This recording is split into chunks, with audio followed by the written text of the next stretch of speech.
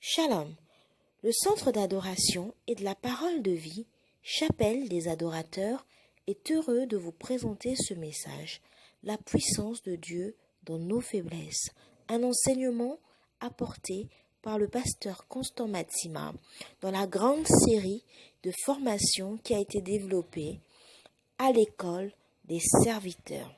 Nous croyons que vous serez richement bénis et nous vous souhaitons d'avance une très bonne écoute. À bientôt. Shalom. Verset 4, verset 9 plutôt. Il m'a dit, à partir du verset 8, Paul dit, 3 fois j'ai prié le Seigneur de l'éloigner de moi. Pour l'histoire, Paul, il avait une écharpe. Une écharpe, c'est une déformation sur son squelette. Et donc, Paul priait que le Seigneur puisse enlever cette faiblesse-là. C'était quand même humiliant de voir le grand Paul, serviteur de Dieu, qui écrivait des livres, qui avait la révélation de Dieu, qui parlait de la puissance de Dieu. Lui-même, il en a parlé. Et lui-même, il se retrouve avec une déformation sur son plan, dans son corps, dans son squelette. Et donc, il priait Dieu. Il dit, Seigneur, mais enlève-moi cette écharpe-là, parce que c'est quand même humiliant. Quand je vais venir parler aux gens de Dieu qui guérit, mais les gens vont dire, si le Dieu l'a guéri, pourquoi il ne te guérit pas le premier? Quand je vais venir parler aux gens, oh, Dieu fait comme ça, les gens vont dire, ah bon, si Dieu est amour, il est bon, mais il n'a qu'à d'abord à t'enlever les charmes là. Donc pour Paul, c'était aussi en même temps comme une forme de doute. Une forme de doute, se disant que, ah, mais moi je prêche Dieu, je prêche la vie, je prêche la vérité, mais pourquoi ça continue encore de se manifester? Pourquoi j'ai encore telle chose? Et là, c'est la réponse. Il dit, j'ai prié, 3 fois j'ai prié le Seigneur de l'éloigner de moi. Donc il a prié 3 fois le Seigneur pour que le Seigneur enlève cette écharpe, pour que le Seigneur enlève cette bosse-là, qui était quand même humiliant.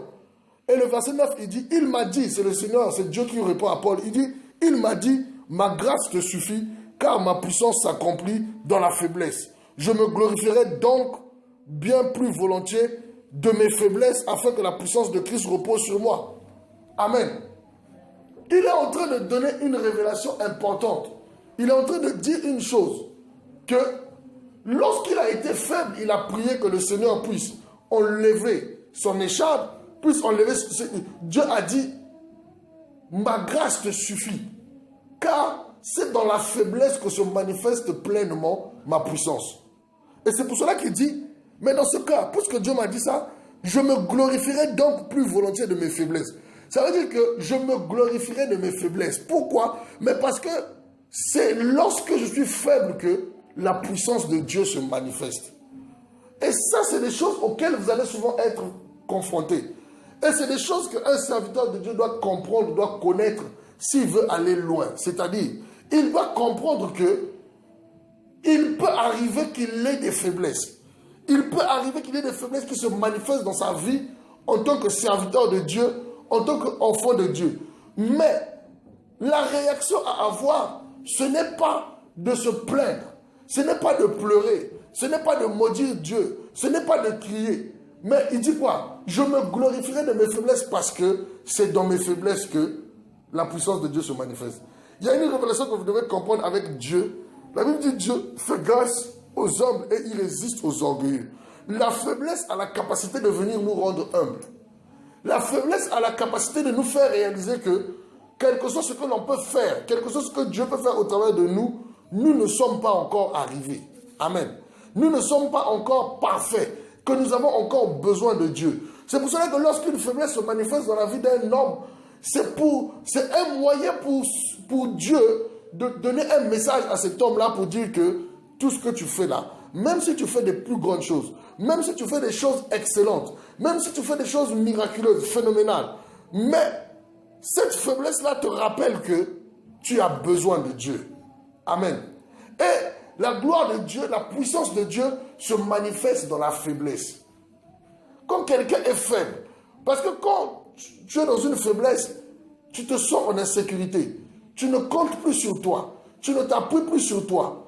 À ce moment-là, des fois tu doutes même de toi. Mais c'est justement à ce moment-là que le Seigneur dit que, ok, là il est bien disposé d'être utilisé. Parce que lorsque je veux manifester ma gloire, lorsque je veux faire quelque chose, il ne dira pas que c'est moi-même qui ai fait ça.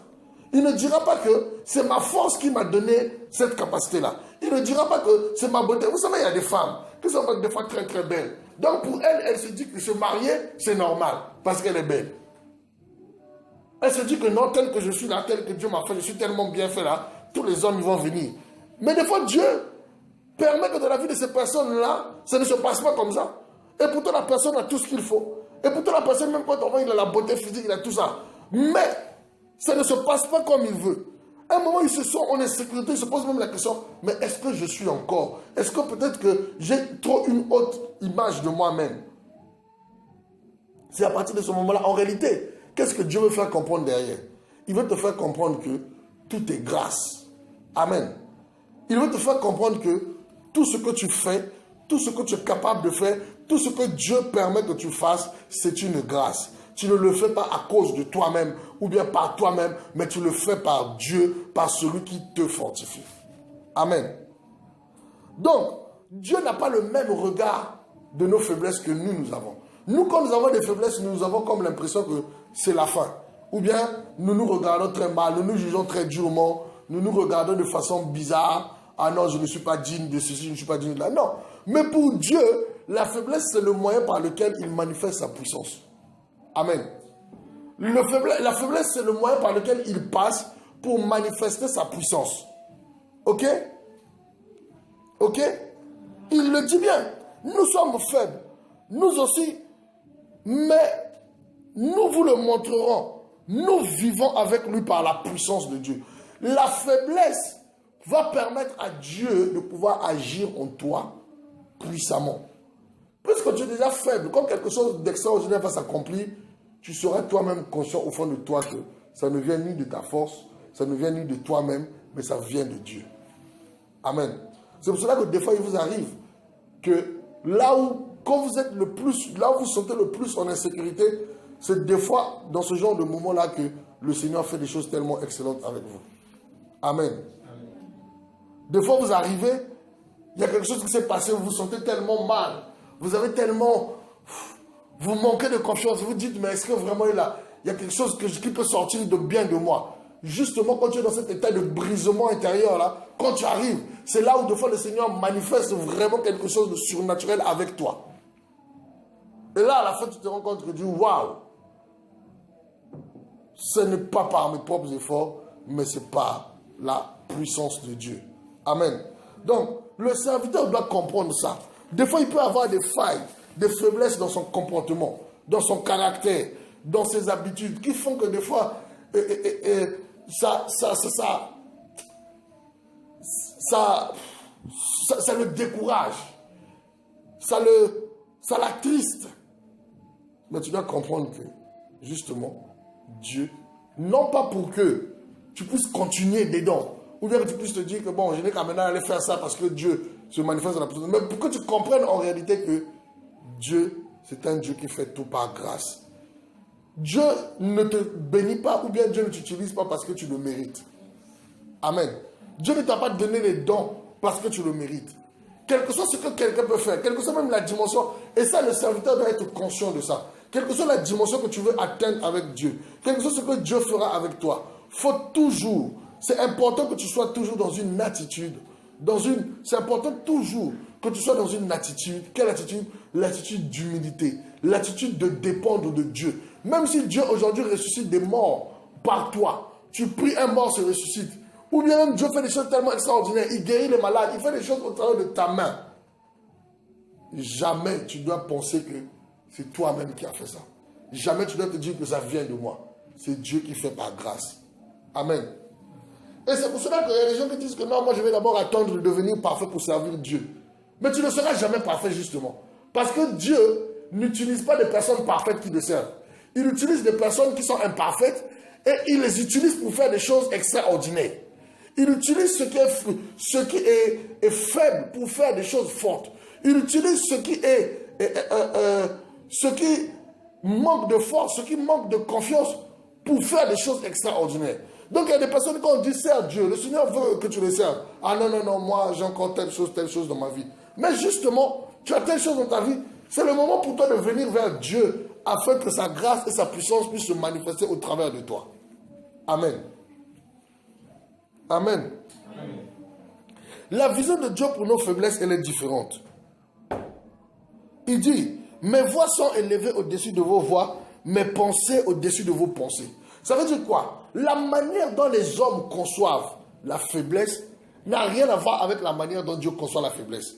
Parce que Dieu dit bien que autant le ciel est élevé au-dessus de la terre, mes pensées sont différentes des pensées des hommes. Mes voix ne sont pas les voix des hommes. Ça veut dire que le regard que tu as sur tes faiblesses, toi tu as un regard, le regard que tu as sur tes faiblesses, chez toi c'est un regard qui t'abat, c'est un regard qui te fait pleurer, c'est un regard qui te fait croire que tu n'es plus digne de Dieu, c'est un regard qui te fait croire que Dieu ne t'entend plus, c'est un regard qui te fait croire que Dieu ne t'accepte plus. C'est ce que tu penses parce que humainement parlant, les pensées des hommes sont comme ça. Vous savez, les hommes croient qu'ils doivent s'approcher de Dieu parce qu'ils sont parfaits. Qui ici s'est approché de Dieu qui est parfait? Qui ici n'avait pas péché et qu'il était tellement pur et saint que Dieu est venu vers lui? C'est pour ça que quand les gens là ont voulu lapider la femme qui avait commis l'adultère, Jésus leur fait réfléchir. Il dit, si parmi vous là, il n'y a personne qui n'a jamais péché, prenez la première pierre et jetez. Ça a commencé à tourner dans leur tête, se rendre compte. Oh, là c'est devenu la philosophie. Ils ont commencé à réfléchir. Chacun doit commencer à réaliser que personne n'était parfait. Et même lui-même qui voulait prendre la pierre pour jeter, il n'était pas parfait. Et là, la Bible dit, ils ont commencé à jeter leur pierre, chacun commençait à se retourner pour partir. Parce que leur propre conscience commençait à les parler. Pour vous dire quoi? Dieu utilise les choses faibles, les choses viles pour confondre les fortes. Si vous voulez être utilisé par Dieu, ne vous dites pas que c'est lorsque je veux être parfait. Lorsque, regardez, que personne ne vous trompe. Un homme reste un homme. Quelqu'un, il vient, il crache le feu, il crache la mer, tout ça, toutes ces histoires-là qu'on vous dit là. Personne ne vous trompe. Chaque personne a ses faiblesses avec lesquelles il lutte. Il a des choses avec lesquelles il se bat. Il a des choses avec lesquelles il a besoin de la manifestation de la puissance de Dieu pour avancer. Même s'il ne va pas le dire à la chair. Mais il y en a d'autres. Ça peut être par exemple une faiblesse avec l'alcool. Il ne supporte pas une bouteille d'alcool.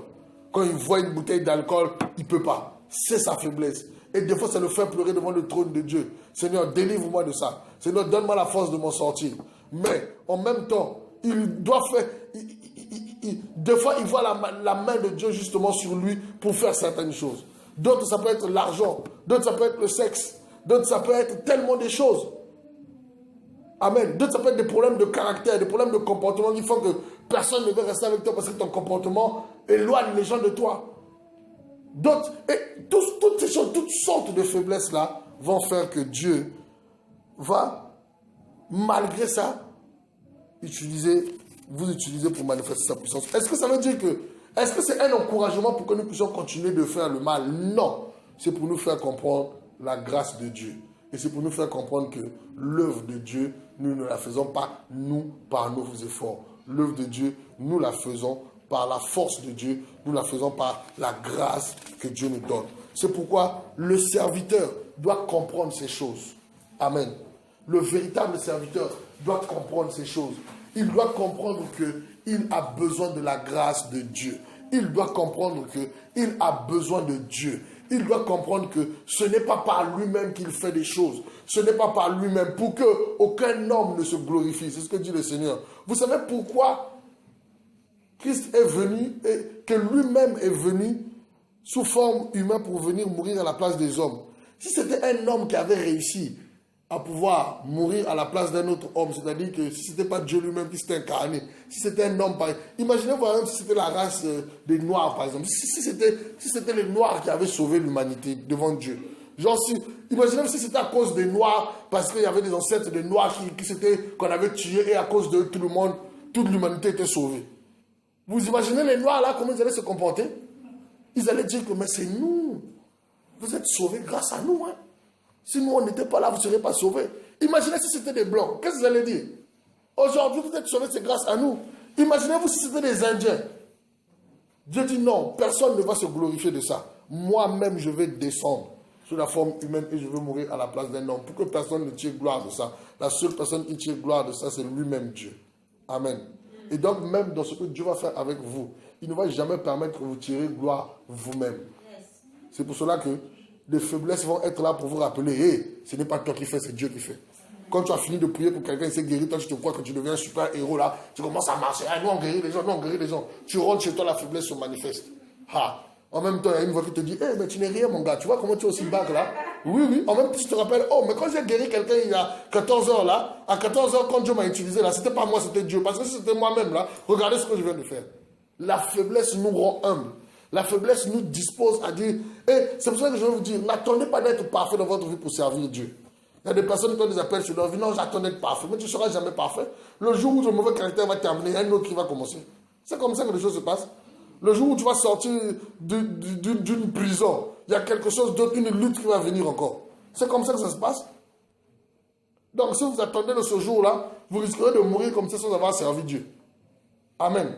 Sur cette terre-là, ceux qui servent Dieu, ceux que Dieu utilise pour faire des choses, ce ne sont pas des hommes parfaits, mais c'est des hommes qui sont humbles. C'est des hommes qui reconnaissent que sans Dieu, ils ne sont rien. Amen. Et vos faiblesses sont là pour vous rappeler ça. Vos faiblesses sont là pour vous dire, ne gonfle pas trop. Oh, tu chantes bien, d'autres là. Ah oui, je chante bien. Ah voilà. Vous savez, le cœur de l'homme est tel que, très vite, le cœur de l'homme peut s'enfler d'orgueil. Et ça, c'est très subtil. Il y a même des gens qui pensent qu'ils sont humbles, mais au fond, ils ne sont pas humbles. Et donc, il faut qu'il y ait quelque chose d'autre qui va te ramener sur terre. Quand tu as fini de faire venir les anges, tu as chanté, les anges sont descendus là. Une fois que c'est fini là, il faut que tu redescendes sur terre. Quelque chose va se passer dans ta vie là, qui va te faire réfléchir. Tu vas dire, ça c'est moi qui l'ai fait. Oui, c'est toi.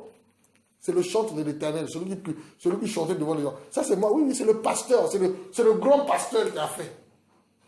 Seigneur, c'est moi qui fais comme ça. Oui, c'est toi qui fais comme ça. C'est pas quelqu'un d'autre, c'est toi. Amen. Le serviteur doit faire quoi? La Bible dit, Dieu a choisi ce qui est faible pour confondre ce qui est puissant. Sachez que, avec vos faiblesses, vous êtes entre les mains de Dieu une puissance pour confondre les sages de ce monde. Amen. Dieu, avec vos faiblesses, avec nos faiblesses, Dieu va nous utiliser pour confondre l'intelligence de ceux qui se croient intelligents. Parce que sur cette terre-là, il y a des gens qui n'ont pas besoin de Dieu, qui sont tellement orgueilleux, qui croient qu'ils se sont faits eux-mêmes. Il y en a d'autres personnes, quand vous les entendez parler, qui sont même l'orgueil de la bouche. Mais des fois ils sont là, ils mettent le costume là, mais aujourd'hui ce que nous faisons, tu le vois même la façon dont il parle de lui au pluriel. Tu vois, il y a des gens comme ça qui sont orgueilleux très subtilement. Ils parlent de lui au pluriel. Oui, merci, nous sommes là pour vous. Oh, ça dit qu'il se pose, je ne sais pas pour qui, quand il parle de lui, oh mon Dieu. Hein? Nous avons étudié. Hein? Ce sont des phénomènes que nous connaissons. Ce sont des règles économiques que nous avons appliquées. Oui, tu appliques tes règles économiques là, ça ne marche pas. Il n'y a pas le travail. Les gens souffrent. Tu as fait les grandes écoles là, tu arrives, ça ne marche pas. Oui, c'est pour cela que Dieu dit il confond l'intelligence de ceux qui se croient intelligents. C'est pour cela, regardez, même dans les pays, la plupart, ici en France, la plupart des personnes qui font la politique sont des présidents. Ils ont fait des grandes études. Pourquoi tout ce qu'ils ont appris là, quand ils arrivent au pouvoir, ils n'appliquent pas ça? Le chômage, ça continue, les gens n'ont pas le travail. Ça ne marche pas. Et pourtant, ils ont fait tous les grandes études. Ils ont étudié pendant longtemps. Ils veulent se glorifier dans la chair. Dieu dit, ce n'est pas un homme qui va tirer gloire. Vous allez voir, dans la Bible, il y a eu ce principe économique là. Il y a des gens qui ont fait des choses inspirées par Dieu, qui ont fait des grandes choses. Amen. Vous allez voir que la force et l'indépendance n'ont jamais impressionné le Seigneur. Il est plus intéressé par les personnes qui sont faibles et qui l'admettent. Vous m'entendez? Dieu n'a jamais été impressionné par quelqu'un qui se croit fort ou qui se croit puissant. Dieu ne s'intéresse pas à une telle personne. Il s'intéresse à une personne qui est faible, qui l'admet, qui sait qu'il a besoin d'aide. Il a besoin de quelqu'un. Dieu aime ce genre de personnes. Si vous vous sentez, même c'est pour cela que les choses de Dieu, dès que vous commencez à les prendre avec votre logique humaine, vous échouez. Vous échouez. Parce que Dieu s'arrange toujours à vous démontrer que ce n'est ni par votre force, ni par sa puissance. Il a même dit ça. Ce n'est ni par votre force, ni par votre puissance, mais c'est par son esprit. Quelqu'un peut aller faire 8 ans de théologie dans une école biblique, chez Oral Roberts aux États-Unis. Il arrive là, commence une église pendant 10 ans, même pas 3 membres. Il applique toutes les théories qu'on lui a montrées à l'école biblique, ça ne marche pas. Pourquoi? Dieu va démontrer que ce sont ceux qui sont faibles, ceux qui reconnaissent, ceux qui l'admettent, ceux qui disent que de moi-même je ne peux pas, mais j'ai besoin de toi Seigneur. C'est ceux-là qui vont loin. C'est pourquoi la plupart des personnes, quand Dieu les a appelés, ils n'étaient jamais sûrs d'eux. Regardez Gédéon. Gédéon il avait tellement une image dégradée de lui-même. Il dit, Seigneur, je sors de la dernière tribu, de la dernière famille. Chez nous, tout le monde est bizarre. Chez nous, on ne réussit pas. Dieu dit, oui, c'est des gens comme ça que je veux. Regardez, quand il appelle Jérémie, Jérémie n'a pas confiance en lui. Jérémie tremble même pour aller parler. Jusqu'à ce moment où Dieu est obligé de le menacer pour dire, Jérémie, si tu continues à trembler devant les gens, moi-même, je te fais trembler. Vous voyez, les héros que Dieu a utilisés, ils n'étaient pas des gens qui étaient du style qu'ils se prenaient trop. C'est pour cela que dans la vie, là, avec Dieu, si tu te prends trop, Dieu va te tailler. Avec Dieu, si tu te prends pour quelqu'un de levé, il y a des gens, il n'a rien fait même, il n'a rien même. Il se croit élevé, il est comme ça. Tu n'as rien. Dieu va ah bon, c'est comme ça que Dieu il va te casser dans ta vie. C'est-à-dire, tu vas échouer tellement dans des choses que tu vas être brisé jusqu'à un certain moment. Tu vas dire, Seigneur, je ne suis rien, Seigneur, je ne suis rien. Moi-même, là, quand vous me voyez comme ça, je ne suis rien du tout. C'est à cette étape-là que Dieu, quand tu commences à parler comme ça, Dieu dit, voilà, il est prêt à être utilisé. Mais quand tu vas parler du style que non, nous-mêmes, je vous dis même les affaires de sanctification, là, il y a des personnes qui croient qu'ils craignent Dieu par leur force. Alors que la Bible nous enseigne dans Isaïe chapitre 11, verset 2, que le Saint-Esprit est l'esprit de crainte de l'Éternel. Même quand tu manifestes la crainte de l'Éternel, ce n'est pas toi-même. Il y a des personnes qui arrivent là dans les églises, nous sommes sanctifiés. Nous, on ne pêche pas. Vous là, toi tu es un pécheur comme ça là. Tu vois, tu as la chair. Il y a des gens comme ça là. Viens ici, viens faire 3 jours de jeûne. C'est un hypocrite, un menteur lui-même. Quand il arrive chez lui, c'est un voleur. Je vais vous dire la vérité. Ils arrivent devant les gens. Vous voyez, les pharisiens, c'est comme ça qu'ils étaient. Et c'est cette attitude-là que Jésus-Christ a dit. C'est cette attitude-là que Jésus-Christ n'a pas apprécié chez eux. C'est-à-dire qu'ils font semblant. L'apparence qu'ils donnent à l'extérieur, vous avez comme l'impression qu'ils dorment même avec Dieu. Et il y a des gens comme ça dans les églises. Quand tu l'écoutes là, ou bien quand il parle, tu as comme l'impression que même Dieu c'est son voisin du premier étage là. Il te parle, c'est comme si vous là, vous, rien du tout. Il n'y a aucune humilité dans ses paroles. Oh, moi, le Seigneur me parle. Mais, laisse ça. Laisse le Seigneur te parle là. Tu vas voir. Il faut être humble. Il faut être humble. Amen. Amen. Il faut être humble. David, c'était des gens qui ne croyaient pas en eux. David en a pris, la personne ne... Regardez. Vous pensez que dans le cœur de David, c'était facile, David, de pouvoir naître d'une famille, même son père ne le considère pas. Quand le prophète vient demander ses enfants, son père l'a même oublié. David, c'était quelqu'un qui était oublié. C'était quelqu'un que les gens ne s'occupaient pas. C'est-à-dire que c'était un cheval non partant. Personne ne pouvait parier sur la vie de David.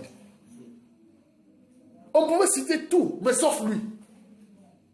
Quand Dieu est arrivé, la Bible dit, quand le prophète a regardé, les frères de David, d'autres étaient tellement élégants. Ils étaient tellement beaux. Ils étaient tellement athlétiques. Ils avaient les pectoraux. Ils avaient les plaquettes en chocolat. Donc lui-même, il a voulu se tromper par là. Quand il les regarde, il a voulu dire, lui là, il a une belle taille pour être roi. Dieu dit, c'est pas lui. Il vient avec quelqu'un d'autre. Lui là, il a une taille de mannequin pour être un roi mignon comme il est là. On aura un beau roi. Peut-être que c'est lui, peut-être c'est lui. Dieu dit, il ne faut même pas poser ta main, c'est pas lui. Qui on va prendre? Celui qui est oublié par tout le monde là. Qui est dans la brousse en train de s'occuper des moutons. Dieu dit, c'est lui que tu vas oindre.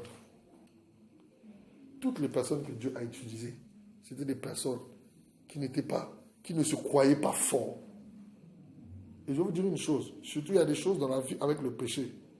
Si tu te crois fort, je peux, moi, il y en a d'autres, je me connais, je me connais, je suis fort, tu n'es pas fort. Tu vas voir, il y a beaucoup de personnes des fois qui chutent en train de faire des choses avec la foi dans la bouche, avec les psaumes. Hein? Il y en a d'autres qui sont en train de pécher avec la Bible ouverte. Ils sont en train de pécher parce qu'ils se croyaient forts. Est-ce que vous m'entendez? Ils se croyaient forts alors qu'au fond, ils n'étaient pas forts. La Bible dit tout est grâce.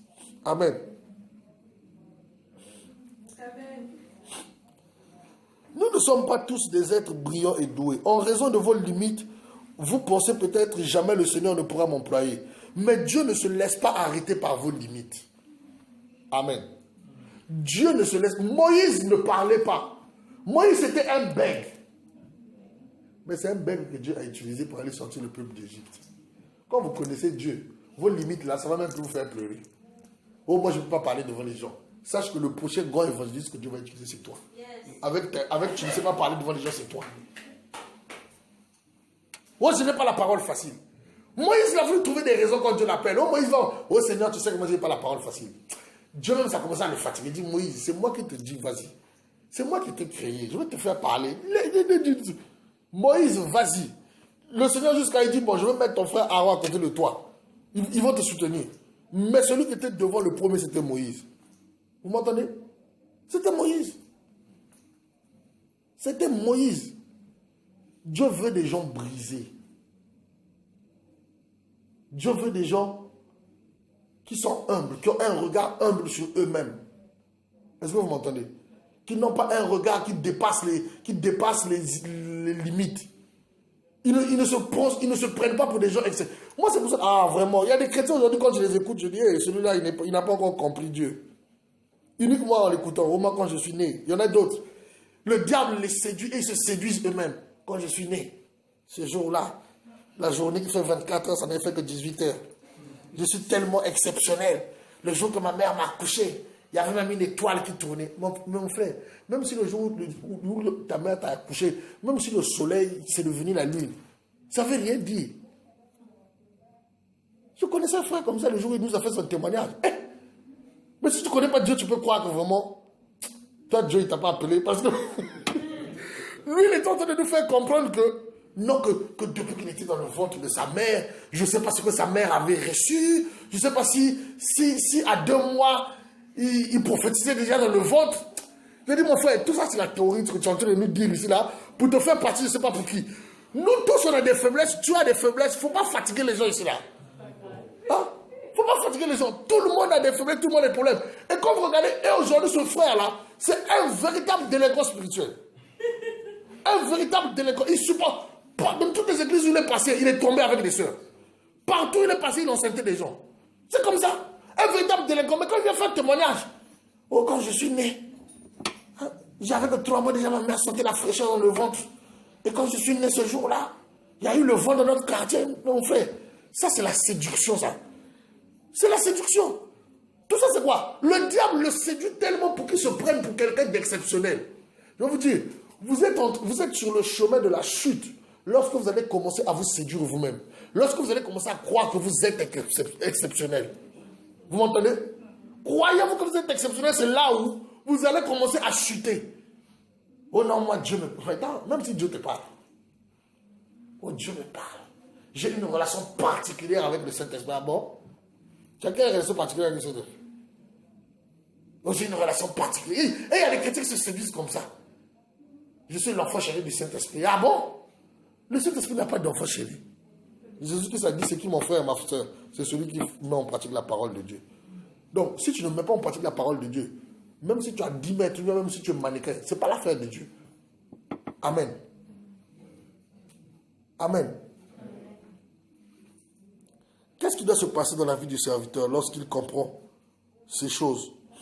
La première des choses, si vous voulez, malgré vos faiblesses, aller de l'avant avec Dieu. Que Dieu vous utilise, que vous soyez utile entre les mains du Seigneur. La première des choses que vous devez faire, admettez vos faiblesses. La première chose. Ne jouez pas la comédie. Moi, mon pasteur me disait souvent, quand je l'avais rencontré pour la première fois, il dit, si tu veux aller loin avec Dieu, tu iras loin. Mais les seules choses qui m'énervent, et ce que je ne supporte pas, c'est les comédiens. Je ne comprenais pas. Il dit, oh, moi je n'aime pas. Il dit, les comédiens, je ne les aime pas. Je dis, pasteur, c'est quoi les comédiens? Il dit, les comédiens, c'est les gens qui font la comédie avec Dieu. Qui croient que Dieu ne les connaît pas. Il y en a d'autres, en fait. Il a des faiblesses. Il a des problèmes. Même devant Dieu, il n'admet pas. Il fait la comédie. Vous entendez? Il fait la comédie. Il croit même en fait que Dieu ne le voit pas. Alors que Dieu voit tout. Dieu connaît tout. Même quand tu es en train de sortir une parole, même si les hommes qui sont autour de toi ne réalisent pas réellement, mais Dieu sait que tu es en train de mentir. Donc, tu ne peux rien cacher à Dieu. Le pasteur peut ne pas voir tout. Le frère ou la soeur de l'église peut ne pas voir tout. Mais Dieu voit tout. Ça ne sert à rien de jouer la comédie avec Dieu. Toi-même, tu sais que c'est une faiblesse. Tu sais que tu es en train de lutter dedans là. Mais devant Dieu, non, tu n'avoues même pas devant Dieu. Tu ne reconnais même pas devant Dieu. Tu fais comme si de rien n'était. C'est ça la comédie. C'est-à-dire qu'il joue à la politique de l'autruche. Il sait qu'il y a un danger dans sa vie. Il sait que ça ne va pas. Mais il n'est pas prêt à le reconnaître. Quand tu ne reconnais pas tes faiblesses, déjà tu es loin de la délivrance. Tu es loin d'être aidé par Dieu. Tu es loin d'être soutenu par le Seigneur. Vous savez ce que Dieu fait? Bon, comme tu es fort, comme tu n'as pas besoin d'aide, on te laisse. Amen. Même dans la vie de tous les jours, vous pardonnez plus facilement à quelqu'un qui s'excuse qu'à quelqu'un qui déconne, mais il ne veut même pas s'excuser. Deux personnes vous font quelque chose, vous bousculent, vous êtes énervé. Celui qui va venir vous dire, ah vraiment Marc, je te demande pardon. En même temps, vous êtes plus indulgent avec elle que celui qui dit, moi je ne t'ai... Et pourtant tout le monde dit, tout le monde voit que c'est ça. Lui dit, moi je ne t'ai rien fait. Oh. Mais c'est toi qui m'as cogné là, même ta chaussure là, les traces de tes chaussures sont encore restées sur mon pied là, moi je ne t'ai rien fait. Quelqu'un comme ça, tu es même prêt à lui taper un coup de poing. Parce que tu vas te rendre compte, mais toi tu te fous de moi. Les preuves sont là que c'est toi qui m'as fait ça, au lieu que tu t'excuses. Et ça nous énerve souvent dans la relation. Quelqu'un te fait quelque chose de mal. Mais au lieu qu'il le reconnaît, au lieu qu'il demande pardon, il ne veut même pas. Non, il fait comme s'il n'a rien fait. Oh, ça énerve encore plus. Tu te dis, non, mais là, ça ne va pas. Mais celui qui te demande pardon, celui qui reconnaît, en même temps, c'est comme si on te verse de l'eau glacée. Quelle que soit la colère. C'est pour cela que la Bible dit, un petit mot, un pardon simplement, ça peut arrêter la guerre. Quand quelqu'un reconnaît ses faiblesses, on devient indulgent. C'est pour cela que même au niveau de la loi, il y a des personnes, par exemple, on dit, bon, si vous reconnaissez que ce crime-là, c'est vous qui l'avez fait, on va vous diminuer même le nombre d'années. On va vous diminuer. C'est pour cela que même quand ils viennent, on va l'interroger, par exemple, le criminel, on lui demande d'abord qu'il puisse avouer. Parce que quand il avoue, on te griffe, comme on dit, une faute avouée est une faute à moitié pardonnée. C'est-à-dire que quand tu avoues déjà, tu es dans le processus de la rédemption. Tu reconnais. Le fait de reconnaître, d'admettre ses fautes, te place dans une position où la grâce de Dieu est prête de se manifester envers toi. Mais lorsque tu n'avoues pas, lorsque tu n'admets pas, lorsque tu ne reconnais pas, alors que toi-même tu sais que c'est un problème, lorsque tu ne reconnais pas, tu te fermes la porte à la grâce de Dieu, tu te fermes la porte à la délivrance, tu te fermes les portes à l'intervention divine. Amen. La première des choses, c'est reconnaître.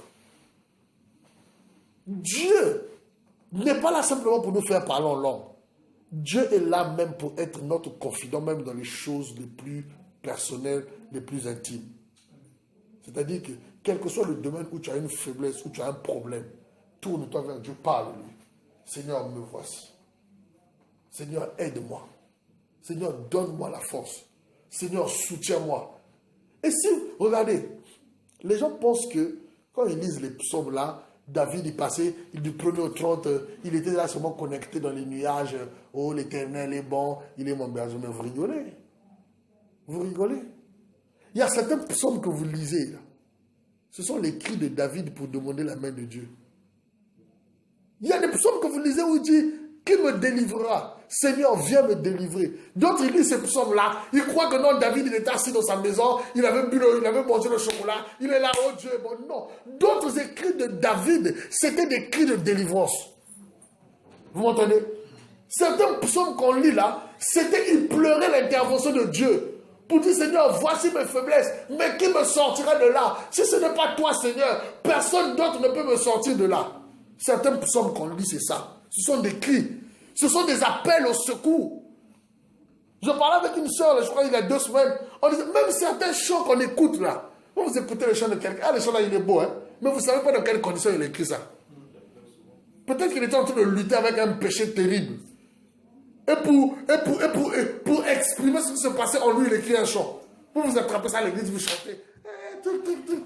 Mais si celui qui a écrit le chant là vient t'expliquer qu'est-ce qu'il avait poussé à écrire ce chant-là, des fois, c'est des situations terribles. Des fois, c'est des véritables luttes. Des fois, c'est des combats. Et il est en train d'écrire ça pour extérioriser sa prière. Parce qu'à un certain moment, il a crié. Des fois, il y a des personnes, des fois, ils n'arrivent même plus à parler quand ils souffrent. Ou bien quand ils luttent. Ils ne savent plus quoi dire. La seule chose qui lui reste, c'est le stylo. Il écrit pour exprimer la lutte, le combat qui se passe en lui. Cet psaume de David, c'est dans ce contexte-là que ça a été écrit. C'est dans ce contexte-là que ça a été écrit. Les gens, l'Éternel est mon berger, je ne manquerai de rien. Vous savez qu'est-ce qu'il traversait? Vous savez dans quelle galère il était? Ou dans quelle menace il était qu'il a poussé à dire que l'Éternel est mon berger, je ne manquerai de rien? Peut-être qu'il était devant des situations où il n'en pouvait plus. L'Éternel est mon berger. Paul même le dit, qui me délivrera? Lui-même, il poussait qui me délivrera? Amen. Donc, ne prenez pas Dieu simplement pour quelqu'un qui vient seulement vous voir quand il demande la dîme. Ou bien qu'il demande les offrandes. Dieu n'est pas simplement avec vous dans une relation financière ou une relation religieuse. Non, Dieu est un père. Dieu est un ami. Dieu compatit. Il est riche et compatissant. La Bible dit, il compatit à nos faiblesses. Amen. Il compatit. Quand vous avez une faiblesse, ne fuyez pas Dieu. Ne courez pas vers l'extérieur. Il y a beaucoup de personnes quand quelque chose de mauvais commence à se manifester dans sa vie. Oh, je ne veux plus aller à l'église. Mais quand tu restes à la maison, c'est là où tu vas empirer ta situation. Parce que le diable, quand il veut détruire quelqu'un, vous savez qu'est-ce qu'il fait? Il commence par l'isoler. Il commence par le mettre seul à côté. Parce que quand tu es seul à côté, tu es vulnérable. C'est là où il va te tuer. Regardez quand un prédateur arrive, même quand le lion arrive dans la forêt, quand il suit par exemple une troupe de biches, il attaque la biche qui est seule de son côté. Parce qu'il est vulnérable. Donc aujourd'hui, quel que soit ce qui se passe dans votre vie, quelles que soient les faiblesses que vous avez, quel que soit ce qui se passe, ne fuyez pas Dieu. Au contraire, allez pleurer dans la présence de Dieu si vous devez aller pleurer. Allez vous mettre à genoux devant Dieu pour dire, Seigneur, j'ai envie de voler. J'ai envie de voler. L'envie est là, Seigneur. Aide-moi. C'est ta faiblesse, c'est les femmes. Quand tu vois les femmes là, tu as envie ton cœur en train de lui dire. Même tu as commencé même à trouver une technique pour l'appeler. Pour faire des trucs. Si c'est ça là, dis devant Dieu, Seigneur, là où je vis cette femme là, j'ai envie d'aller avec elle, j'en peux plus. Seigneur, ça chauffe en moi. Chauffe. Viens m'aider, Seigneur. Vous m'entendez? C'est ça que Dieu attend. Et c'est ça. Et c'est à ce moment-là qu'on voit justement la puissance de Dieu se manifester dans nos faiblesses. Mais la première étape, c'est d'admettre. C'est d'accepter. C'est de dire, Seigneur, je suis comme ça. Oui, c'est moi. Seigneur, je manque d'amour. Des fois, tu te tiens devant Dieu, tu es tellement fatigué contre quelqu'un, tu as même envie de le tuer. Oui, et la Bible te dit que, même si tu ne l'as pas tué comme ça, mais dès que tu as eu la colère dans ton cœur, tu l'as déjà tué. Tu arrives devant Dieu, tu dis, Seigneur, je suis meurtrier, j'ai tué mon frère. C'est ça. C'est ça, admettre. Seigneur, je suis... Tu es marié, tu vois les femmes de Touy là, dans ta tête là, tu dis, hey, vraiment la petite là, vraiment, hey, Seigneur, mon Dieu. Tu commences à imaginer des choses. Tu arrives devant Dieu, tu dis, il ne faut pas que ta femme soit là, tu pries au mot. Seigneur, je suis un adultère, Seigneur. Oh mon Dieu, je suis un adultère. Non, je regarde, pourquoi je dis, il ne faut pas que ta femme soit là? Parce que si ta femme n'est pas pour elle mature de certaines choses, dès que tu entends prier dans la chambre, tu es un adultère. En même temps, tu viens ouvrir la porte. Ah bon? Tu vas te tromper avec lui. Au moment où tu vas commencer à expliquer, non, mais c'est dans mes pensées. La Bible dit que quand tu as des mauvaises pensées, tu vas dire comme un adultère. Elle n'attend pas toutes ces explications-là, tu crées des problèmes. Donc c'est pour cela que si tu peux éviter, il faut éviter. Toi-même dans ton coin, Seigneur, je suis adultère. Je vous dis, maintenant, si elle a assez mature qu'elle peut comprendre ça, tant mieux. Mais ce que je vous dis, c'est la vérité. Hein. Parce que même dans les couples, il y a des gens qui sont allés se créer des problèmes eux-mêmes, comme une blague. On n'a pas tous le même niveau spirituel. Si ton partenaire, tu te rends compte que il y a certaines choses qu'il ne peut pas gérer, ça ne sert à rien d'aller le mettre dans des problèmes en allant tu vois, où tu vas lui dire, au nom de la sincérité. Quand tu vas lui dire, ça va plutôt l'énerver, ça va plutôt blesser son cœur. Tu vas plutôt te chercher d'autres problèmes. Mais bien sûr, c'est la sagesse, tu le préserves. C'est ce que je vous dis, c'est ainsi. Mais prenez, vous allez à l'église, c'est une chose. Mais oui. Après, ça dépend du niveau de votre partenaire. Je parle, mais ça dépend du niveau spirituel. Vous pouvez avoir affaire à un mari ou à une femme qui a un certain niveau, qui peut comprendre que vous êtes un homme, ça peut vous arriver d'avoir des faiblesses. Quand vous l'avouez ça, il ne vous juge pas, il vous aide. Il y en a même d'autres, dès que tu commences à ouvrir ta bouche, eh mon Dieu, c'est là où ton malheur, tu as signé ton arrêt de mort. Tu as confessé vers Dieu, tu vas le voir. Oh non, vraiment ma chérie, je vais t'avouer quelque chose, vas-y. Oh non, vraiment, Ah bon? Ah bon? Tu m'as trompé. Moi, je ne peux plus rester avec un homme comme ça. Alors que toi, quand tu t'allais parler, c'était pour avoir une oreille, quelqu'un t'écoutait pour t'aider. C'est pour cela que des fois, l'écoute des hommes là a des limites. C'est pour cela que, premièrement, parle à Dieu. Au moins, tu es sûr que Dieu ne va pas te rejeter. Dieu ne va pas dire que non, c'est fini, repars. Non. Un homme, un meilleur ami, même un conjoint, il y a certaines choses, quand tu lui avoues tes faiblesses, il peut commencer à dire, toi tu es dangereux, hein? Moi je ne marche plus avec toi, tu es comme ça là. Donc c'est ce qui se passe dans ta tête. Mais moi je ne veux plus venir te laisser mon enfant, tu vas garder à la maison, toi tu es dangereux toi. Est-ce que vous m'entendez? Il y a des personnes, tu vas lui avouer tes faiblesses comme ça. Oh non, vraiment. Des fois ça peut être sérieux. Hein? Oh, je vais t'avouer une faiblesse. Tu sais, vraiment, quand je vois les petits enfants, vraiment, je sens quelque chose. Hein? Et moi, je te laisse ma fille. Plus jamais. Toi, tu es dangereux. Des gens comme ça, en même temps, ils disent, lui là, plus jamais. Ouais, c'est pour cela que fouillez d'abord vers Dieu. Allez d'abord avouer. Dieu, comme on dit, Dieu, il garde les secrets. Allez avouer vers Dieu. Allez demander l'aide vers Dieu. Après, bien entendu, le Seigneur, des fois, il peut vous conduire vers une personne qui peut aussi vous soutenir, vous aider. Parce que le Seigneur estime que la personne est mature, il peut vous aider, il peut vous accompagner. Ça aussi, ça se fait. Mais admettez vos faiblesses devant le Seigneur. Acceptez-les. Si vous êtes meurtrier, dites Seigneur, je suis meurtrier. J'ai déjà tué mon frère. Si vous êtes un adultère, Seigneur, c'est moi qui te parle, je suis un adultère. Si tu es un voleur, admets que tu es un voleur devant Dieu. C'est le chemin de la grâce pour toi. Amen. Reconnaissez vos faiblesses. N'essayez pas de vous convaincre que vous êtes fort. Soyez honnête avec vous-même. Au lieu de vivre à côté de la réalité ou de trouver des excuses, prenez le temps de réfléchir à vos faiblesses personnelles. Au besoin, dressez-en la liste. Dressez la liste de vos faiblesses. Même quand tu entends des cris comme ça, tu reconnais. Ah, je suis trop impulsif. Non, je suis méchant quand même. Je suis très dur de cœur. Je suis voleur.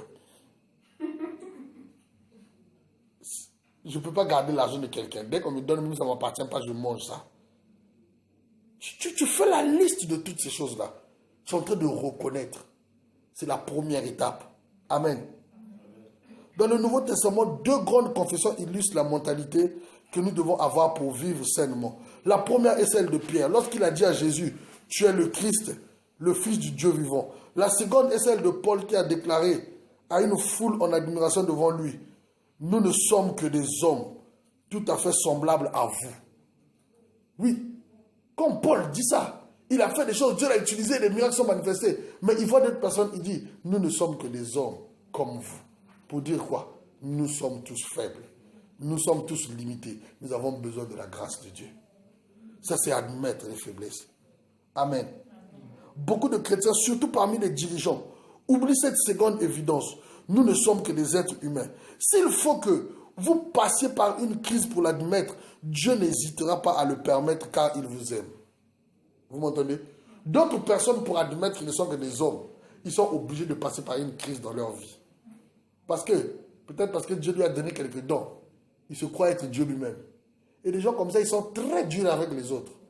Quand quelqu'un fait seulement un problème autour de lui, tout le temps en train de faire des leçons de morale. Moi, j'ai remarqué une chose. Des gens qui aiment souvent faire des leçons de morale aux autres. C'est des dangereux, même. Je vous dis la vérité. Même dans les églises, là. Ceux qui comprennent que nous ne sommes que des hommes, ils sont compatissants. Même quand ils entendent quelque chose, ils sont au courant de la faiblesse d'un frère. Ah, il a fait comme ça. Des trucs comme ça. Vous n'allez jamais entendre le mot de jugement dans leur bouche. Ils ne sont pas prêts à condamner. Mais ceux-là, eux-mêmes qui ne sont pas encore brisés là, ceux qui se croient être justes par leurs propres efforts là, ils aiment condamner les gens. La sanctification. Toi-même, la sanctification. C'est quoi cette sanctification? Tu parles comme ça là, c'est comme si toi, tu as eu ça toi-même. De même, lui-même, il n'a pas eu ça. Là, allez regarder ce qu'ils font dans le secret. La Bible dit, ce qu'ils font dans le secret est honteux. Des gens comme ça, mettez la caméra chez nous, vous allez voir. Un vrai bandit. Mais il arrive à l'église, là, il a un manteau. C'est pour cela, ne soyez pas hypocrites.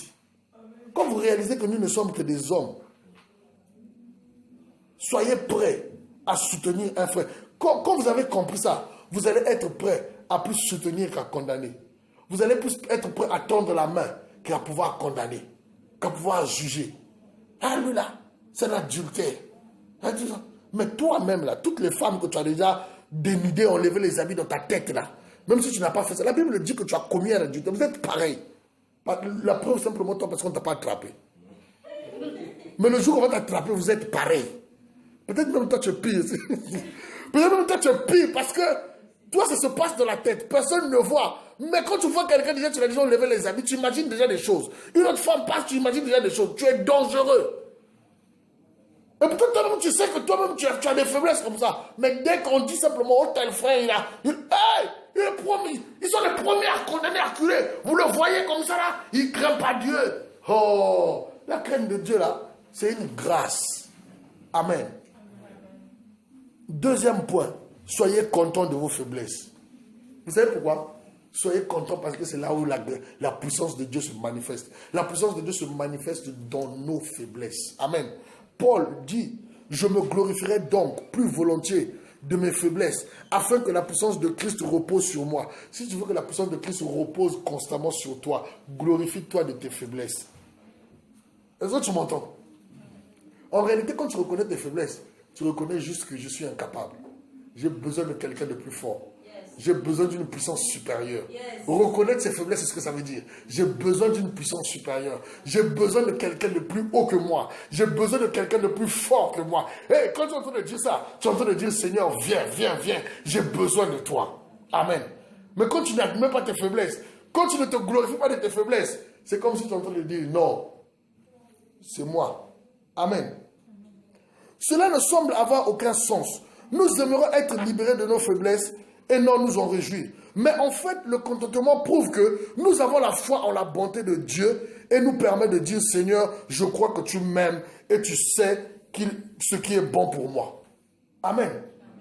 Normalement, c'est ça. Quand tu es en train de te glorifier de tes faiblesses, c'est parce que tu crois en la bonté de Dieu. C'est parce que tu crois en la grâce de Dieu.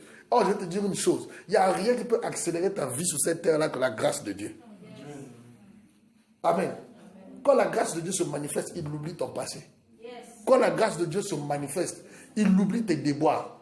Quand la grâce de Dieu se manifeste, même si tu t'es meurtrier hier, il a effacé tout ça. Quand la grâce de Dieu te manifeste, même si hier tu as été une femme de mauvaise vie, débauchée, prostituée, tu as tué les gens, tu as avorté. Quand la grâce de Dieu se manifeste, tout ça est effacé. Je préfère m'appuyer sur la grâce de Dieu que jouer le commandant. Je me fais dire, Seigneur, ta grâce. Voilà, c'est ça que j'aime. Dès que je vais dans la présence de Dieu, je ne cherche pas d'autre truc. Je dis ta grâce, Seigneur. Mon Dieu. Je ne rentre pas dans les histoires. Oh, c'est moi. Moi, je n'ai pas écrit. Je n'ai pas écrit les psaumes. Ce n'est pas mon problème. Je dis simplement, Seigneur, ta grâce. J'ai besoin de ta grâce. Et aujourd'hui, beaucoup de chrétiens ont oublié la grâce de Dieu. Ils veulent faire les choses de Dieu avec leurs propres efforts. C'est pourquoi ils échouent. La Bible dit, la chair n'est pas prête à pouvoir faire les choses de l'esprit. Les choses de l'esprit, c'est pas à l'esprit qu'on les fait. La chair, ce qui est né de la chair est chair, ce qui est né de l'esprit est esprit.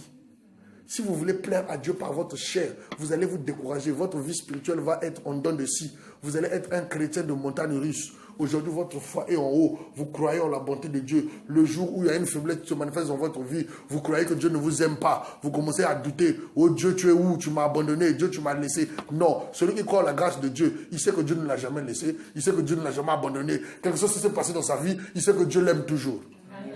Voilà. Celui qui croit en la grâce de Dieu, il sait que Dieu l'aime toujours. Même si personne ne l'aime autour de lui, il est content. Il sait que Dieu l'aime toujours. Il n'attend pas l'approbation des gens pour être content. Il est content lui-même parce qu'il sait que Dieu l'aime toujours. Amen. Mais quand vous ne croyez pas la grâce de Dieu, vous souffrez. Vous faites les choses par vos propres efforts. Des fois, j'arrive devant Dieu, je dis, Seigneur, je n'ai rien à te justifier, je ne suis qu'un homme. J'ai déconné, qu'est-ce que tu veux que je te dise encore? Amen. Il ne faut pas vous stresser. Hein. Il y a tellement de choses dans la vie là pour stresser. Si même votre relation avec Dieu est stressée, vous allez avoir des AVC spirituels. Je vous dis la vérité. Vous allez souffrir. Hein. Vous allez souffrir. C'est pour cela que beaucoup de gens n'arrivent pas à apprécier l'amour de Dieu.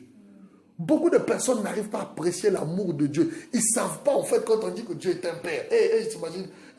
La seule image qu'ils ont, c'est un gars qui est là avec une chicotte, il les fouette. Il attend que tu apprécies. Toi, tu as péché. Non. Dieu compatit. C'est un père qui est prêt à vous prendre dans ses bras, dans vos faiblesses. Est-ce que vous entendez? Et les gens, ils n'arrivent pas à expérimenter l'amour de Dieu. La Bible dit, car Dieu a tant aimé le monde. Afin que quiconque croit en lui, il n'a pas dit afin que celui qui est parfait, celui qui ne pêche pas, celui qui prie chaque jour, il dit celui qui croit en lui. Tu crois? Oui. Même si tu es un voleur, tu crois? Oui. Ça s'applique à toi. C'est tout. Tu crois? Oui. Tu es prostitué, ça s'applique à toi. La grâce de Dieu, elle est pour tout le monde, pour ceux qui croient. Amen. Il n'y a aucun complexe à avoir. Il n'y a pas de complexe. Et quand je viens devant Dieu, je ne vais pas jouer la comédie. Je sais que Dieu me connaît. Même si je ne parle pas, il sait qui je suis. Si j'ai volé hier soir, il me connaît. Je dis seulement la vérité. Seigneur, j'ai volé. Hier, je n'ai pas encore résisté, Seigneur. J'ai volé. Mais je suis motivé, Seigneur. Ça va aller. Je vais changer. Donne-moi ta force. C'est comme ça que j'avance. C'est la grâce de Dieu. Et là, vous allez vivre la puissance de Dieu. Là, Dieu va faire des choses avec vous. Vous allez voir la main de Dieu se manifester parce que vous croyez en sa grâce. Théoriquement, s'il fallait que Dieu soit strict, personne ne mérite quoi que ce soit ici. S'il fallait que Dieu soit strict dans ses règles, Dieu saint, Dieu... Dans l'Ancien Testament, il était comme ça. Lui-même, il a vu que ça n'a pas payé. Dieu aussi réfléchit. Il a réfléchi, il a vu qu'il était comme ça avec les Moïse, il était comme ça avec les gars là. Personne n'a été digne de lui. Il dit, si je continue comme ça, je vais gagner personne. Justement, c'est pour cela que la loi n'a transformé personne. C'est pour cela que Dieu il a changé la stratégie, l'amour est arrivé. C'est l'amour qui a fait que les gens s'attachent véritablement à Dieu. Parce qu'ils ont compris en fait que non, celui-là, il nous aime tel qu'on est. Celui-là, il nous aime malgré nos erreurs. Or, la loi, tu ne commettras pas ceci. Alors que d'autres, ils ne commettent pas devant les gens, mais au fond, ils le font. Donc Dieu s'est rendu compte que si je continue avec la méchanceté avec la loi là, je ne vais transformer le cœur d'aucune personne. Je ne vais fabriquer que des hypocrites. C'est pour cela que ceux qui n'admettent pas leurs erreurs sont des hypocrites. Ceux qui n'admettent pas leurs faiblesses, ceux qui ne connaissent pas sur la grâce de Dieu sont des hypocrites. Parce qu'en réalité, ils ne sont pas capables par leurs propres efforts de faire les choses de Dieu. Qui va dire que lui-même, il est né tellement, je ne sais pas, quand là, il fait les choses de Dieu par ses propres efforts. C'est faux. Les choses de Dieu, ça se fait par sa grâce. C'est pourquoi, mon frère, rien ne me fera fuir de la présence de Dieu. Même si je viens de tuer quelqu'un. S'il y a un endroit où je dois aller pleurer, je préfère aller pleurer devant le trône de Dieu. Amen. Je ne fuis pas. Je viens devant Dieu, je dis, Seigneur, c'est moi qui ai fait. Je reconnais. Mais je sais que tu fais grâce aux hommes. C'est pourquoi je m'humilie devant toi. My God, connaissez Dieu et sachez prier. Dieu appelle David l'homme selon son cœur. Non pas parce que David est parfait. David il avait des problèmes avec le sexe. Il aimait les femmes. David c'était un tueur, un guerrier. Il a tué des gens. Normalement, pour ceux qui ne connaissent pas Dieu, ceux qui sont dans la loi là, les pharisiens de notre temps là, il y a des chrétiens qui sont dans la grâce, mais qui sont comme des pharisiens. Ils allaient arriver, ils allaient dire, David, toi, tu n'es pas digne de Dieu. C'est pas toi qui as commis l'adultère. C'est pas toi qui as tué le mari de Trouille. Toi là, tu vas venir écrire les psaumes ici. Tes psaumes là, Dieu ne les entend pas. Mais David, il connaissait Dieu.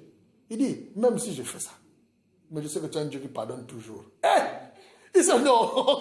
Il connaissait tellement Dieu qu'à un moment, Dieu dit non. Je n'ai jamais vu un homme qui me connaît autant. Il déconne. Mais il ne sait pas quel chemin passer pour aller toucher le cœur de Dieu.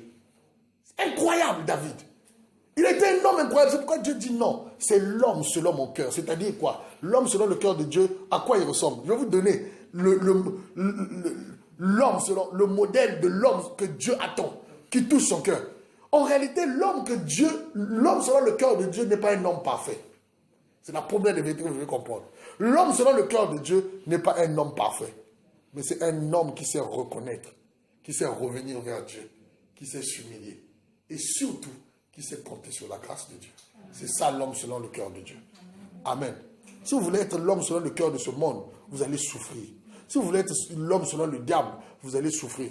Mais si vous voulez être l'homme selon le cœur de Dieu, c'est ça qui va se manifester dans votre vie. Vous connaissez Dieu. Vous savez.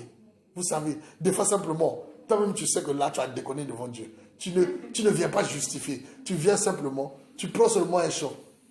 Qui pardonne, oh, c'est toi Seigneur. Je te dis, Jusqu'à tu dis à Dieu, Seigneur, mais si tu... David a dit, Seigneur, j'ai péché, c'est vrai, mais si tu me tues, qui va te louer? Hey! Quand Dieu a fait ça, il dit, non, non, non, le gars là, il est trop bon. Le gars là, il est trop bon. Il dit, Seigneur, mais si tu ne me pardonnes pas, c'est ce que Moïse a dit quand Dieu voulait tuer le peuple là. Il en avait marre dans le désert. Moïse dit, mais si tu les tues, qu'est-ce que les gens ne vont pas dire? Ils vont dire que leur Dieu qui les a sortis de l'Égypte, là, il était incapable de les emmener au pays de Canaan. Dieu dit, quoi? Moi incapable? Bon, je ne les tue plus. Voilà, c'est comme ça qu'il faut la voir. C'est quoi? C'est comme ça. Ça veut dire que, justement, c'est ce qu'on appelle connaître Dieu. Vous m'entendez? C'est ce qu'on appelle connaître Dieu. Ce qui va faire que quelque chose qui se passe dans votre vie, vous ne fouillez jamais la présence de Dieu. Même si les hommes viennent vous dire des histoires, même si les hommes viennent vous condamner, vous n'écoutez pas la voix des hommes. Vous ne vous attardez pas sur ce que les hommes pensent. Vous attardez sur ce que Dieu pense. Qu'est-ce que Dieu pense de moi? Oh, est-ce qu'il y a un péché que Dieu ne peut pas pardonner? D'ailleurs, même les gens passent leur temps dans les péchés. Passez pas le temps à compter vos péchés. Je vous dis, passez le temps à compter la grâce de Dieu. Changez de façon de faire. Approchez-vous avec assurance devant Dieu. D'autres qui arrivent, Seigneur, je ne suis pas digne de toi, mais tu croyais que tu allais être digne de lui? C'est comme ça, tu n'es pas digne de lui, c'est comme ça, mais c'est lui qui te rend digne, lui-même qui a choisi ça. C'est lui-même qui a choisi de te rendre digne. Ceux qui n'ont pas compris ça, ils arrivent, oh non, je ne peux pas, Seigneur, je ne peux pas te servir. Même quand il prie là, tu sens qu'il est complexé dans sa tête. Seigneur, moi, je ne peux même pas prononcer ton nom. Matou, tu ne peux pas prononcer son nom? Il faut prononcer, lui-même il a dit, tu peux prononcer maintenant par Jésus. Maintenant, toi, tu veux dire que tu n'es pas digne pour moi. Amen. Amen.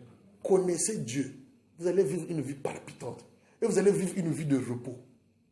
Vous savez, il y a des chrétiens qui sont peinards. Je vous dis, qui passent pas. D'autres sont tellement stressés dans leur cœur dès que ça approche de Dieu. Oh Seigneur, pardonne-moi, j'ai encore péché aujourd'hui. Je fais, désolé, je ne fais plus. Dès qu'ils se tournent là, ils se rendent compte que 30 minutes après, il est tellement faible, il a encore péché. Oh Seigneur, j'ai encore fait aujourd'hui. Il fait un moment. Pendant toute la journée, il va se rendre compte que bon Seigneur, je ne parle plus, j'ai tellement fait, je suis fatigué.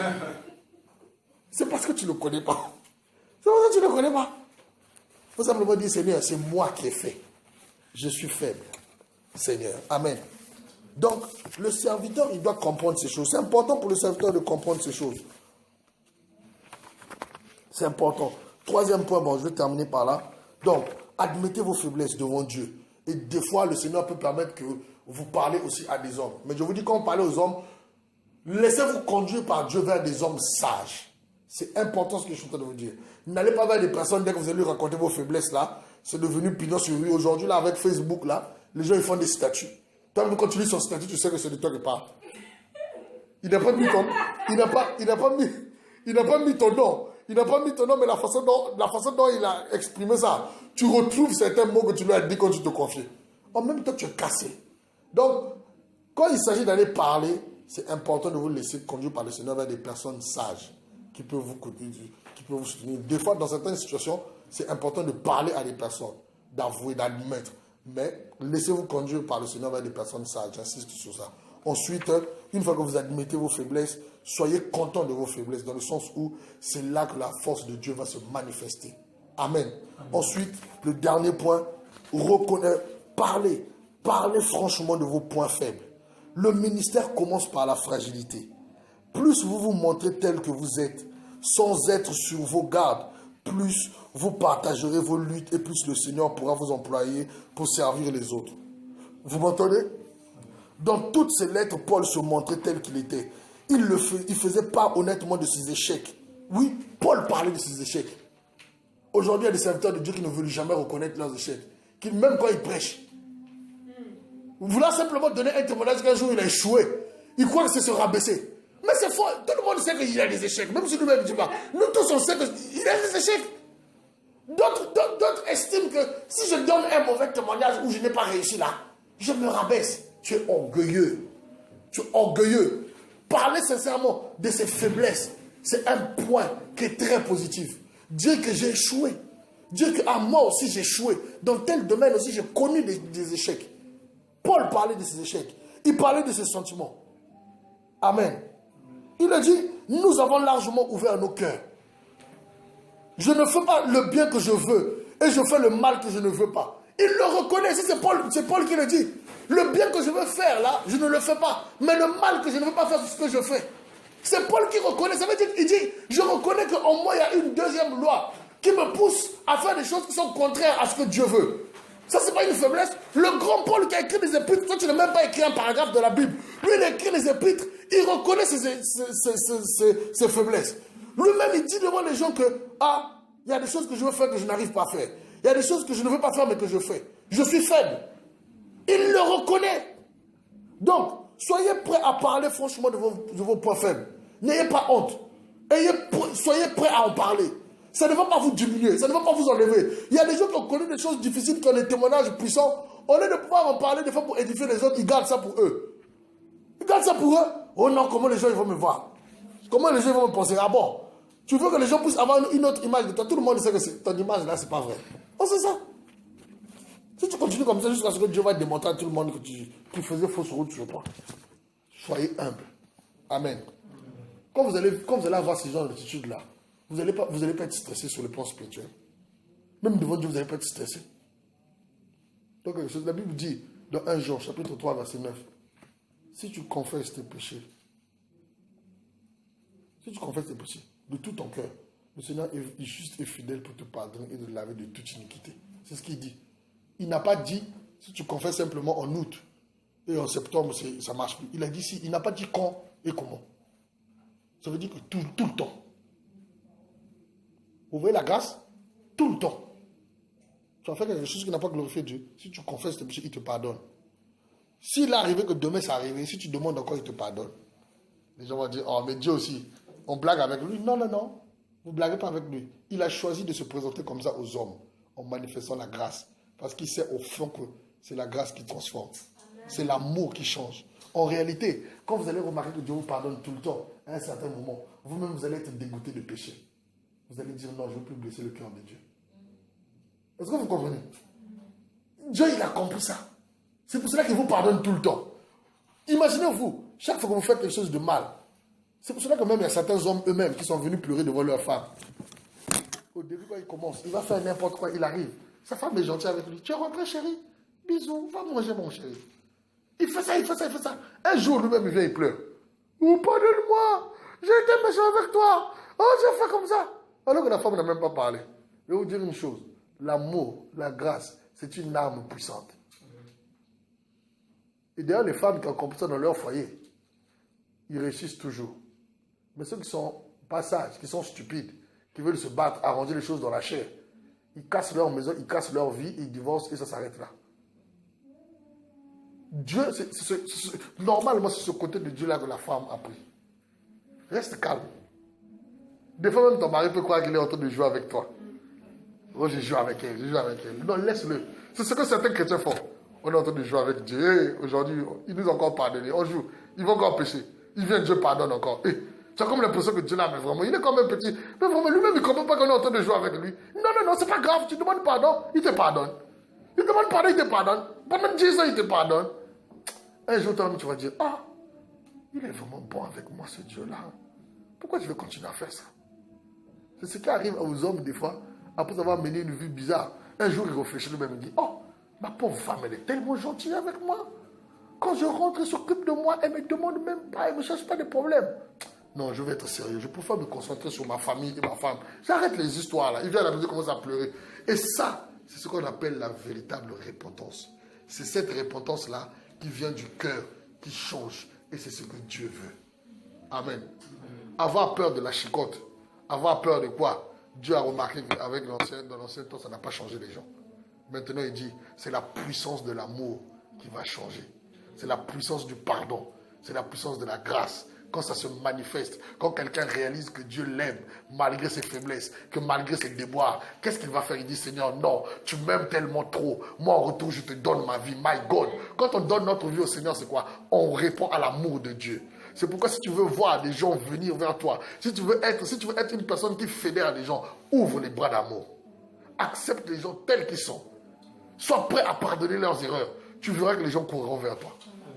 Mais si tu ne fais pas ça, tout le temps, dès que tu prends l'erreur des gens, tu les casses. Tu les insultes, tu les condamnes. personne ne te suivra. Vous voyez pourquoi aujourd'hui Jésus, ça fait 2000 qu'il est... on est en 2014, non? 2015. Oui, plus de 2000 ans. Vous savez pourquoi aujourd'hui, jusqu'à ce que nous, on ne l'a pas connu. Moi, j'ai grandi en Afrique, là. Puis Jésus n'a même pas fait un tour en Afrique. Il s'est arrêté peut-être dans le Moyen-Orient, là. Pourquoi aujourd'hui on prêche Jésus, là? C'est la puissance de l'amour qu'il a manifesté, qui des années plus tard continue à attirer les gens de toute nation, de toute tribu, de toute couleur. Quand ils sont en face de cet amour, quand ils ont réalisé que non, ça c'est quel type de personne qui me pardonne quand je suis mauvais, qui m'aime malgré mes défauts. Oh my God, c'est quel type de personne? Je veux le connaître davantage. Je veux être son ami. Je veux apprendre à marcher avec lui. C'est ça qui change les vies. Amen. Et en réalité, c'est la leçon d'amour que Dieu nous donne. Il veut dire, si vous voulez gagner le monde, si vous voulez gagner les gens, manifestez leur amour. Si vous les condamnez, vous ne gagnez personne. Les évangélisations où les gens vont condamner, vous irez en enfer, ils crient dans le RER, vous irez en enfer. Il y a d'autres personnes qui sont déjà en enfer dans la vie qu'ils mènent là. Tu ne leur donnes aucune bonne nouvelle quand tu dis ça. C'est pour cela qu'ils ne vont pas te suivre. Si tu vas leur parler de l'amour de Jésus, tu es une prostituée, viens tel que tu es, Jésus t'aime. Jésus a des plans de bonheur pour toi. Quelqu'un va dire, moi qui n'ai plus de valeur, les hommes me crachent dessus, Jésus a des plans sur moi. Oui, il a des plans pour toi. Tu es drogué, oui, viens, Jésus a des plans pour toi. Quelqu'un va dire, moi, tel que je suis là, même ma famille m'a rejeté, parce que je n'ai plus de valeur, Jésus a des plans pour moi, oui. Non, je veux connaître ce Jésus-là. Tu as gagné là. Vous avez gagné la personne. Amen. La puissance de Dieu dans nos faiblesses. Cette puissance, en fait, c'est l'amour de Dieu. C'est la grâce de Dieu qui se manifeste. Donc, serviteur de Dieu, servante de Dieu, quand tu es sur le chemin en train de servir Dieu, il peut arriver que les faiblesses se manifestent. D'ailleurs, même ça va se manifester. Même pas il peut, je vais te dire, ça va se manifester. Mais ce n'est pas pour toi l'occasion de baisser les bras. Il ne faut pas dire que non, parce que j'ai une faiblesse, que Dieu ne m'entend plus, que Dieu ne m'écoute plus, je ne suis plus digne. Laisse l'affaire de tu n'es plus digne là. Dieu lui-même, il a choisi de confondre l'intelligence des forts par les faibles. Donc, si tu es faible, c'est que tu es le candidat éligible à la manifestation de la puissance et de la grâce de Dieu. Voilà. Ok? C'est pour cela que je ne suis pas un homme parfait. Des fois, tu peux m'observer si tu peux voir mes défauts. Mais même si tu vois mes défauts, tu me critiques, je ne veux pas m'arrêter de prêcher. Je ne veux pas te faire cette gloire-là. Même si tu viens me dire, même toi qui prêches, tu es comme ça. Moi, je m'en fous. Mais oui, tu suis comme ça, mais je vais continuer de prêcher. Devant toi-même, je prêche. Si tu es fâché, c'est ton problème. Parce que j'ai compris que c'est dans mes faiblesses que la grâce de Dieu se manifeste. Et elle se manifestera. Personne ne va... Si quelqu'un t'attaque même sur ton service, si quelqu'un t'attaque, oh, même toi, tu es comme ça. Dis-lui qu'il ne connaît pas Dieu. Il ne connaît pas Dieu. Tu dis, tu fais ça pour que j'arrête de ça. Je vais continuer. Je m'en fous. Même tout ce que tu dis de moi, ce n'est pas mon problème. Je vais continuer parce que je connais qui est Dieu. Des fois, le diable utilise les gens pour te décourager, même dans ton ministère. Hein? Toi qui nous parles de Dieu, là, toi-même, regarde ton comportement. Mais oui, c'est parce que tu ne connais pas Dieu. Moi, le Dieu que je connais, là, je sais que même les gens comme moi, là, ils les aiment. Les gens comme moi, ils les utilisent. C'est parce que toi, tu ne le connais pas, c'est pourquoi tu parles comme ça. C'est ton problème. Moi, je le connais, moi, je continue ma marche. Personne ne va venir me décourager. Même s'il a vu des trucs là, je fais, le pasteur, il crie, il fait des... C'est pas mon problème. Oh, il est méchant. Tu dis ce que tu veux. Moi, les gens comme moi, là, c'est ça qu'il aime. C'est comme ça. C'est comme ça. Et je ne me décourage pas, je ne m'arrête pas. Je ne peux pas. Tu me mets d'accord, c'est ton problème. Voilà. Ça, là, le diable, il sait que même il ne peut pas venir me taquer dans ce genre de trucs-là. C'est pourquoi les gens, oh pasteur, j'ai changé d'église parce que tu trouves que tu es un mauvais pasteur. Et je m'en fous, maman. Il faut partir, c'est pas grave. Des gens comme moi, là, Dieu, il les aime. Je vous dis la vérité, on va prier. Ça veut dire que ça, c'est le genre d'attaque que le diable ne peut plus venir faire chez moi. Il sait que ça va faire ni froid ni chaud. Il vient, et puis ni froid ni chaud. C'est pas grave, c'est pas grave.